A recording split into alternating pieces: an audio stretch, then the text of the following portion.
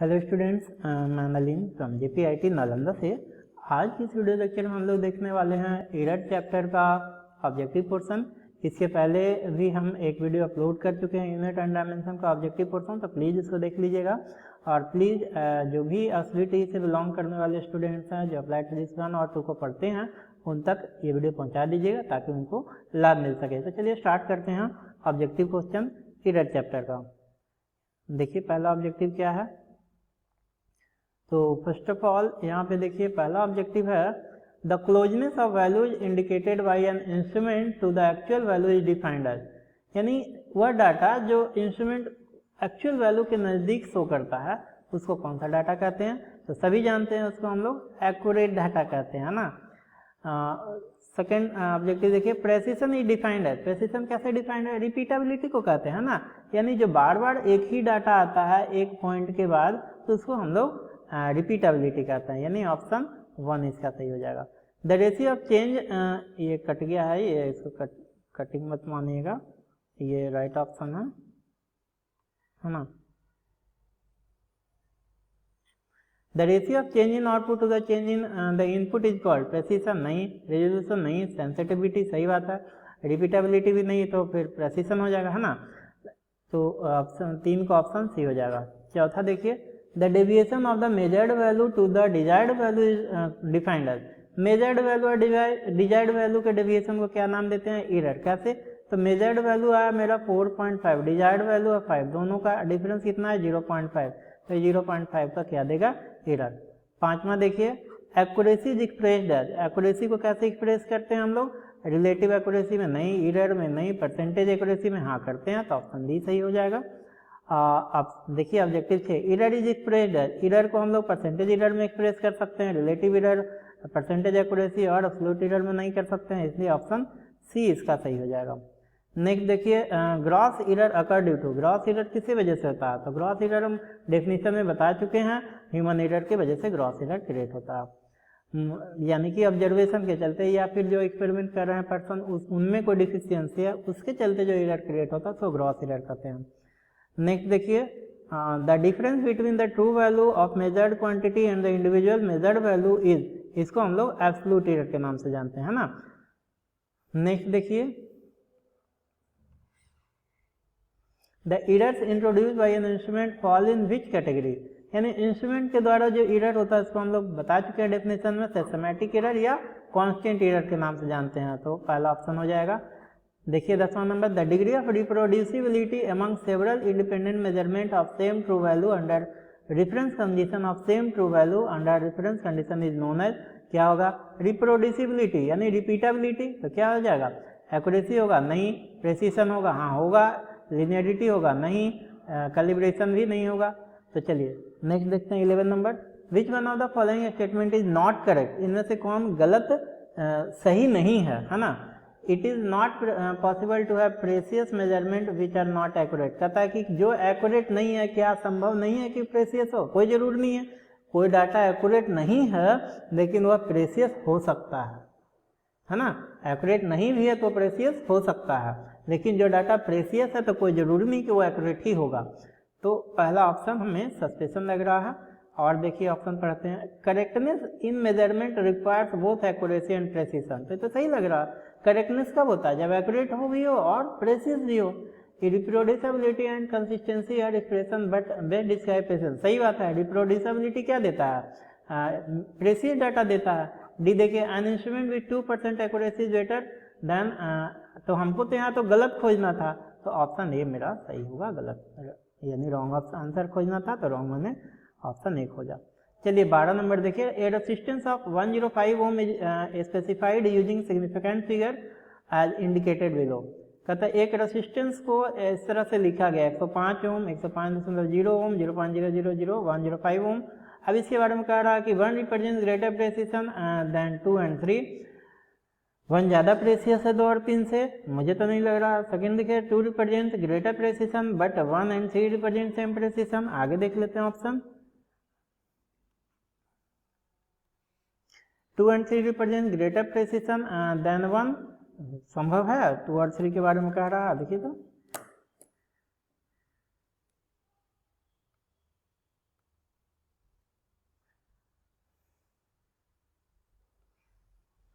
मुझे भी नहीं लग रहा 2 और 3 में। देखिए यहाँ पे 105 है और यहाँ पे 0 पॉइंट समथिंग है। 4 नंबर देख लीजिए, 1 2 3 रिप्रेजेंट सेम प्रेसिशन, कैसे हो सकता है?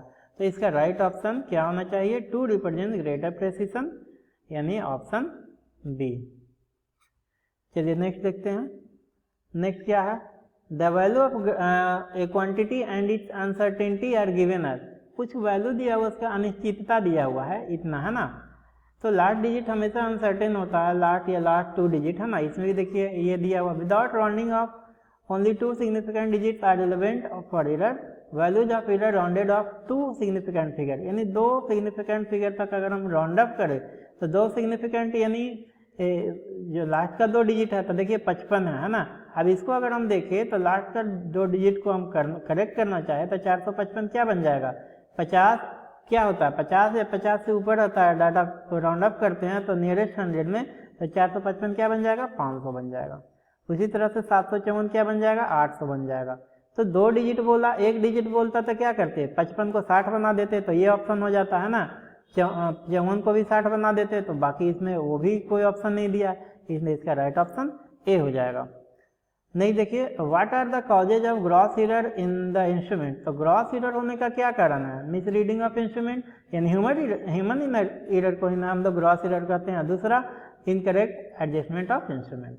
तो पहला ऑप्शन हो जाएगा ऑप्शन ए एंड बी। देखिए error due to defective instrument, तो सिस्टमैटिक एरर में आता है। Error due to effect of environment, तो एनवायरमेंटल एरर आ जाएगा। नेक्स्ट ऑप्शन देखते हैं, systematic errors are. Systematic error अभी बताए हैं हम लोग, इंस्ट्रूमेंटल एरर या कांस्टेंट एरर को सिस्टमैटिक एरर कहते हैं। तो यहाँ पे ऑप्शन राइट ए हो जाएगा। हालांकि यहाँ पे ऑप्शन डी दिया है जो कि गलत है ना। तो आप लोग ऑप्शन ए ही मारिएगा। विच ऑफ द फॉलोइंग, देखिए 16 number, which of the following types of error come under systematic error. Systematic अभी पढ़े हम लोग, सिस्टमैटिक एरर में क्या आएंगे, है ना। देखिए इरेगुलर स्प्रिंग टेंशन, ये नहीं होगा। इम्प्रॉपर इरेगुलर स्प्रिंग टेंशन हो सकता है, क्योंकि देखिए इंस्ट्रूमेंट में ही खराबी है ना, सिस्टमैटिक एरर में हो सकता है। Improper reading of an instrument, तो इम्प्रॉपर रीडिंग तो कब होगा? इम्प्रॉपर रीडिंग तो ग्रॉस एरर में आ जाएगा। लोडिंग इफेक्ट हो सकता है ना। चौथा नंबर देखिए, error due to the presence of electric field और मैग्नेटिक फील्ड। तो ये तो इलेक्ट्रिक फील्ड मैग्नेटिक फील्ड का कोई एरर तो अलग इन्वायरमेंटल एरर में आ सकता है। तो ऑप्शन 1 और 3 यानी ऑप्शन सी दिया है जो सही राइट ऑप्शन है। चलिए 17 देखिए, which one of the following statements correctly represent systematic error. Systematic error को कौन करेक्टली रिप्रेजेंट करता है? These errors can be calculated from the details of the instrument. कर सकते हैं, these are the residual error, होता नहीं रेसिडुअल एरर सिस्टमैटिक एरर, है ना। दीज एरर्स में अकर अंडर कंट्रोल्ड कंडीशन नहीं। These are the errors committed by the experiment, ऐसा नहीं है। तो यहाँ पे ऑप्शन क्या हो जाएगा? ए राइट ऑप्शन लग रहा है। These errors can be calculated from the details of the instrument. तो 17 का ऑप्शन ए हो जाएगा। नेक्स्ट देखिए, a set of observation has a wide range so it has. कहता है एक सेट ऑफ ऑब्जर्वेशन, उसको काफी वाइड रेंज आ रहा है। तो वाइड रेंज आ रहा है तो इसका मतलब क्या? लो प्रेसिशन, लो एक्यूरेसी, या फिर हाई एक्यूरेसी दे रहा है बट लो प्रेसिशन, या फिर high precision but low accuracy. तो क्या हो जाएगा? वाइड रेंज, मतलब कि कोई भी सही एक ही जगह पे डाटा नहीं आ रहा है, यानी कि प्रेसिशन इसका लो है ना। तो ये राइट ऑप्शन हो जाएगा, बाकी ऑप्शन गलत हो जाएंगे। 19 देखिए, the number of significant figure in इतना। तो इसमें कितने सिग्निफिकेंट फिगर है? तो काउंट कर दीजिए। इसके बाद नॉन जीरो के बाद 1 2 3 4, इसमें कितने सिग्निफिकेंट हो जाएंगे? 4।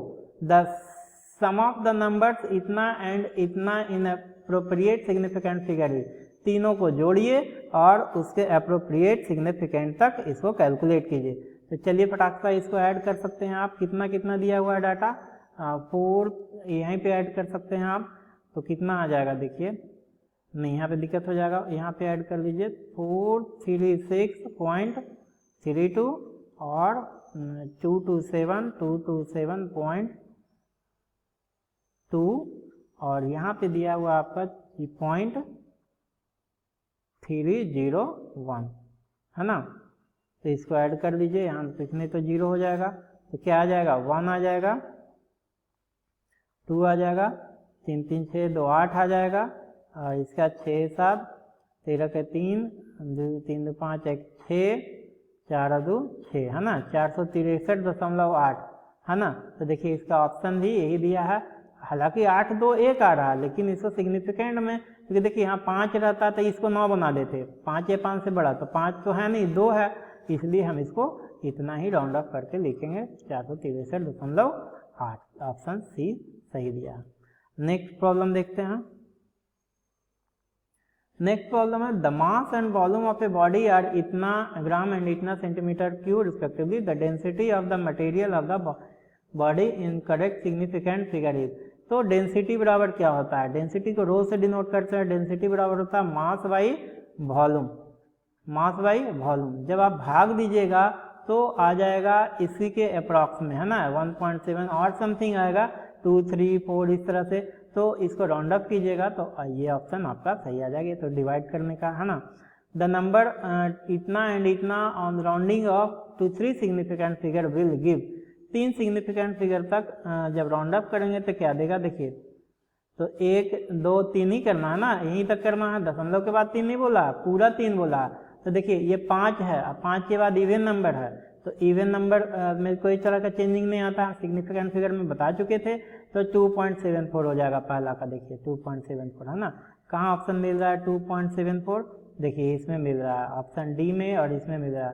सेकेंड देखिए ये 3 है, दशमलव के बाद 5 है, 2 अंक के बाद, 5 के बाद इधर 0 है, 0 के बाद इधर देखिए ऑड नंबर है, ऑड रहता है तो क्या करते हैं, 1 बढ़ा देते हैं, और इवन रहता है तो वही रहने देते हैं। तो यहाँ पर भी 2.74 हो जाएगा। तो 2.74 इसमें डी ऑप्शन में मिल रहा है, इसलिए ऑप्शन डी सही होगा। चलिए ऑप्शन ऑब्जेक्टिव 27 देखते हैं। The length and breadth of a rectangular sheet are, length और ब्रेथ यानी लंबाई दिया हुआ और ये चौड़ाई दिया हुआ respectively. The area of the sheet in appropriate significant figure and error is.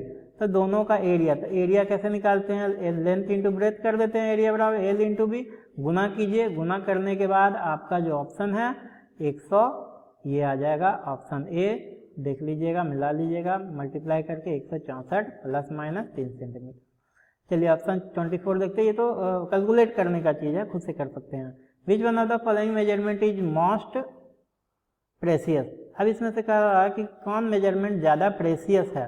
तो देखिए 5 मिलीमीटर दिया है ना, 5 सेंटीमीटर दिया हुआ, 5 मीटर दिया हुआ और 5 किलोमीटर दिया हुआ। तो पहला ऑप्शन इसमें ज़्यादा प्रेसियस बता रहा, 5 मिलीमीटर। नेक्स्ट देखिए the mean length of the object is 5 centimetre, which of the following measurement is most accurate. Mean length 5 है, मध्यमान, तो मोस्ट एक्यूरेट 5.25 कैसे देगा, 4.8 मान सकते हैं, 5.4 भी नहीं देगा।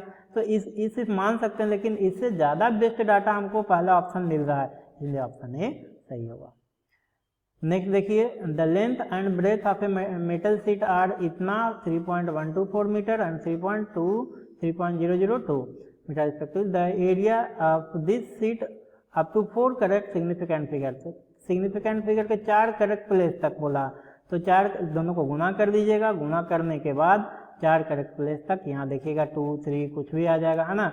इसको गुना कर सकते हैं, कैलकुलेटर से भी गुना कर सकते हैं, यहाँ से भी समय लगेगा, इसलिए आप गुना करके चेक कर लीजिए, ऑप्शन बी सही आएगा। The number of significant figure in इतना, इसमें कितना सिग्निफिकेंट है, तो देखिए 1 2 3 4 ये एक्यूरेट नंबर है। इसके बाद हम लिख सकते हैं 10 to the power 3, तो बताए थे कोई भी संख्या में 10 के पावर से गुना करते हैं तो उसमें सिग्निफिकेंट फिगर में कोई चेंजिंग नहीं आता है। तो इसमें कितना सिग्निफिकेंट होंगे, 4, तो ऑप्शन ए सही है। The significant figure in the number इतना, तो इसमें कितना सिग्निफिकेंट काउंट कर लीजिए, 1 2 3 4 5, 2 नन जीरो के बीच में कितना भी जीरो आ जाए वो सिग्निफिकेंट फिगर में काउंट होगा, तो इसका राइट ऑप्शन हो जाएगा C. The number of significant figure in इतना, इसमें कितने सिग्निफिकेंट है, 2, है ना। अगर पूरा बोले अप टू 4 तक, तो अप टू 4 तक में 4 सिग्निफिकेंट होंगे, लेकिन अगर 34 को हम एक्यूरेट डाटा मानते हैं तो 34 क्रॉस 10 to the power 2, तो इसका सिग्निफिकेंट फिगर हो जाएगा 2, यानी ऑप्शन सी सही। अब देखिए in the following number the one having 4 significant figure, इनमें से किसका 4 सिग्निफिकेंट फिगर है, तो ये खत्म हो गया, दूसरा भी खत्म हो गया, तीसरा भी खत्म, ये ऑप्शन डी सही है। नेक्स्ट देखिए the length and breadth of a metal sheet are इतना एंड इतना respectively, the area of this sheet up to 4 correct significant figure, यानी सिग्निफिकेंट 4 सिग्निफिकेंट तक, तो लेंथ ब्रेथ को गुना कर दीजिए, गुना करने के बाद जो भी डाटा आएगा उसको, अगर 5 रहेगा तो 5 रहेगा, इवन रहेगा तो नहीं कोई चेंजिंग करेगा, ऑड रहेगा तो चेंज कर देंगे। तो आप पाइएगा ऑप्शन नंबर डी जो है राइट ऑप्शन आएगा। नेक्स्ट देखिए, 4 persons measure the thickness of a paper and express it in the following way, which measurement is maximum accurate। कहता है कि 4 तरीके से 4 पर्सन जो है किसी पेपर शीट के थिकनेस को मेजर करते हैं और 4 मेजरमेंट देते हैं। अब इसमें पूछ रहा है कौन एक्यूरेट ज़्यादा है।